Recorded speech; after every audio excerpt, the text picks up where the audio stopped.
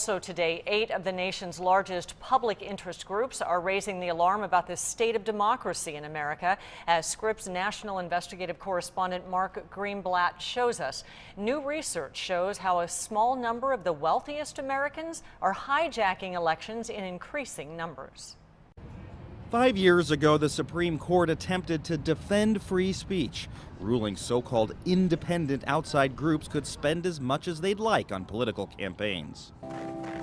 I now have health insurance again because of Mark Begich. This group spent $10 million in support of Democrat Mark Begich in Alaska. But the watchdog group Public Citizen checked up on just how independent those groups really are, pointing out that Alaska First was founded by a childhood friend of the candidate. And in a new report says nearly half of groups like it, in fact, devote all of their resources to aiding one single candidate. All this newly allowed money wasn't supposed to be corrupting, wasn't supposed to be connected to candidates, and it is. Under the current law, there's nothing illegal about what's happening. But the report raises questions about how the decision 5 years ago is being used by both Democrats and Republicans.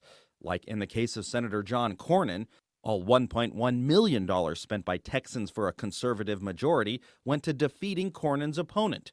Public Citizen says the group was founded by a former Cornyn campaign aide.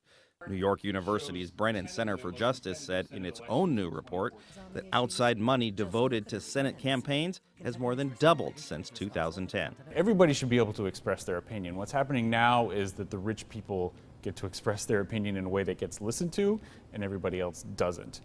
NYU's Brennan Center for Justice says since the court's decision, these unrestricted groups have spent nearly $1 billion, with just 195 wealthy individuals and their spouses providing nearly 60% of that, giving them potentially extraordinary influence. Mark Greenblatt for the Scripps National Bureau in Washington. And to read the full report and see the full Super PAC list, just go to our website, 10news.com.